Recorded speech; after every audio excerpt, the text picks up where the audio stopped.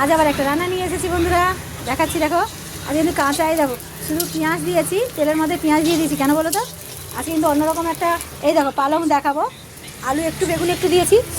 আর চিংড়ি মাছটা দেখো আমি পেঁয়াজ যে দিয়েছি, এতেই আমি কিন্তু চিংড়ি মাছটা দেবো। এই খাবারটা একজন আমার নিতে আসবে, তাই জন্য ফটাফট করে করছি তাড়াতাড়ি করে। উনি এইটা অনেক আগে করেছি, তখন আমি ভিডিও করতাম না। এবার এই চিংড়ি পেঁয়াজটা দিয়ে খালি ভাজবো, এতে কিন্তু আমি আর কিছু দেবো না। দেখেছেন, এটা কিন্তু ভাজা ভাজা হয়েছে হালকা, যেহেতু হলুদ দিই তাই জন্য সাদা সাদা হয়েছে। এবার এতে আমি সব মশলা দিয়ে দেবো। আচ্ছা, এটা দিয়েছি হলুদ, জিরে, লঙ্কা 1 চামচ করে দিইনি, কেন অল্প তো পালং শাক দেখাই যাবে না। আমি কিন্তু কোনো মশলা আর দেবো না, শুধু ওই হলুদ, জিরে, পেঁয়াজ। আর একটু ব্যবহার করবো টমেটোটা এখন একটু দেবো হাফ, কেন এটা শীতকালের সিজন তো, দিয়ে ফেলি।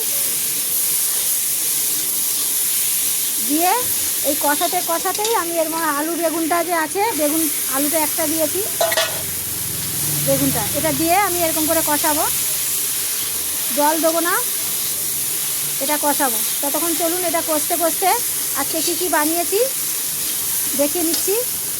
জানেন বন্ধুরা, ভাবলাম দিয়ে দিই, তারপরে দেখাতে যাই রান্না কী করেছি। এই দেখেন, আমি কিন্তু খালি না এই পালং শাকের পাতাগুলোকে নিয়েছি, জানেন। এটা দিয়ে নি, কেন এটা জল বেরোবে না পাতার মধ্যে, প্রচুর দিয়ে দিয়েছি, ছোটো জায়গার মধ্যে করছি। এবার চলুন, এদিকে তো মাছের ঝোল হয়েই গেছে, দেখাচ্ছি কী হয়েছে ফটাফট করে। দেখুন কী করেছি। আজকে কিন্তু থালি একটা সাজিয়েছি, আপনাদের দেখানো জানি, কেন আজকে একটু করেছি। দেখেন, আসবে একজন, তাই জন্য একটু কিছু করেছি।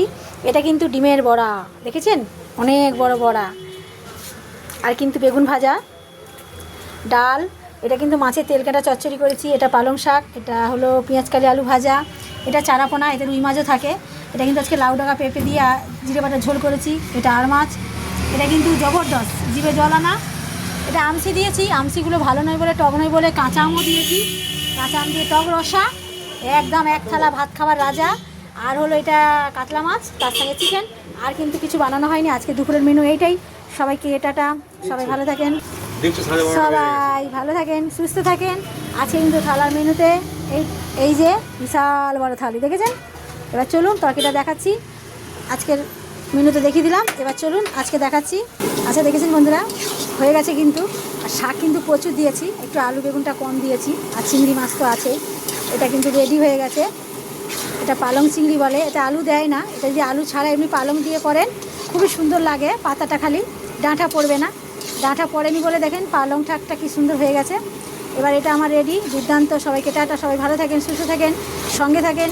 আজকের মতন এইটুকুনি, আগামীকাল আবার দেখাই কি দেখাবো। এই বলে আজকের মতন শেষ করে দিলাম।